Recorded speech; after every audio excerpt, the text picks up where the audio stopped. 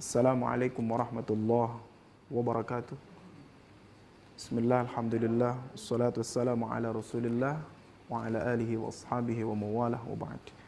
Sahabat Al-Quran yang berbahagia, kita lanjutkan pembahasan kita terkait dengan perbedaan yang terjadi dalam mushaf Al-Quran, yang pada pembahasan yang lalu kita sudah bahas terkait dengan qiraat. Seperti yang beredar di video yang diunggah oleh Gracia Pelo ya, yang mengkaitkan dengan tulisan yang berbeda dengan bacaan. Di kalangan sarjana muslim sebenarnya sudah diselesaikan. Diskusi ini sudah lama diselesaikan dan kemudian terakumulasi pada abad ke-9. Tepatnya pada masa Ibnul Jazari, beliau katakan dalam manzumahnya, فَكُلُّ مَا وَافَقَ وَجْهَ نَحْوِي وَكَانَ لِلرَّسْمِ احْتِمَالًا يَحْوِي وَصَحَّ إِسْنَادًا هُوَ الْقُرْآنُ فَهَذِهِ الثَّلَاثَةُ الْأَرْكَانُ وَحَيْثُمَ يَخْتَلُّ رُكْنٌ أَثْبِتِ شُذُوذَهُ لَوْ أَنَّهُ فِي السَّبْعَةِ. Jadi ketika seseorang melihat perbedaan tulisan Al-Quran, yang dalam pertemuan yang lalu dibedakan antara ta'malun dan ya'malun, maka dalam Al-Quran, terkait bacaan Al-Quran itu ada 3 rukun, ada 3 pilar yang itu bisa menjadi controlling, ya, alat kontrol terkait dengan perbedaan-perbedaan yang ada. Nanti kita lihat. Pertama, rukunnya adalah wafaqa wajha nahwi. Bacaan Al-Quran itu akan bisa dipastikan apakah benar atau salah. Pertama, ketika bacaan itu muwafaqah dengan kaidah bahasa Arab yang baku. Walau biwajhin. Maka kritik Gracia Pelo yang mengatakan bacaan wa mallahu bighafilin amma ta'malun, ya, dianggap berbeda dengan amma ya'malun.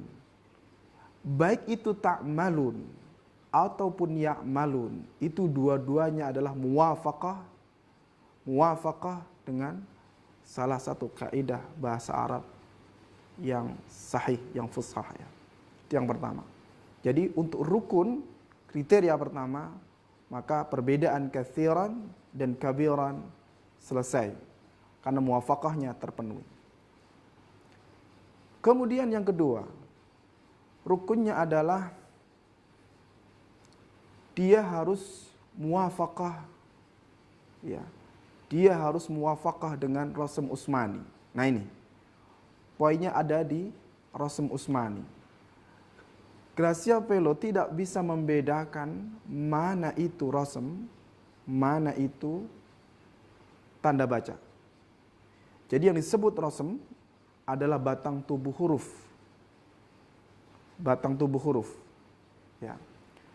Jadi bukan titik huruf, bukan harokat huruf.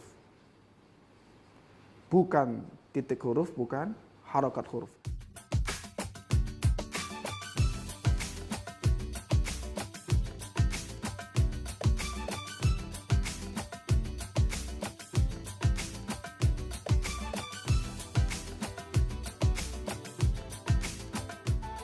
Karena titik dan harokat nanti domainnya, ilmunya namanya adalah ilmu dhabt. Kembali pada yang dipersoalkan antara bacaan kabiran dan katsiran. Secara rasm diperhatikan nanti geriginya. Jismul harfinya kabiran dan katsiran itu sama. Dihapus titiknya, dihapus harokatnya. Jadi tidak ada yang berbeda di situ. Ya, tidak ada yang berbeda. Maka syarat kedua terkait dengan bacaan Al-Quran yang benar terpenuhi sudah pada mushaf yang tadi dicontohkan. Dan yang ketiga nih yang paling penting adalah wasahha isnadan. Ya, sahihnya sanad. Sahihnya sanad. Jadi ketersambungan sanad. Jadi baik bacaan Hafiz, bacaan Warash, bacaan Abu Amr, bacaan Ad-Duri dan yang lain. Itu semua kalau dirunut, ya, itu semua bersambung, tidak putus sampai ke Rasulullah Sallallahu Alaihi Wasallam. Jadi 3 hal ini dan sanad ini yang paling menentukan. Makanya meskipun Al-Quran Mushaf Utsmani dulu tidak ada titik, tidak ada harokat, tidak kemudian muncul ribuan bacaan. Tidak. Kenapa? Karena tulisan itu ada alat bantu. Tapi yang pokok adalah talaki, syafahinya. Kalau kita membaca kitab-kitab yang menjelaskan Warash, kemudian kita bertemu saudara-saudara kita dari Maroko, maka bacaan Warash kita tidak akan berbeda dengan bacaan Warash yang ada di Maroko. Kenapa?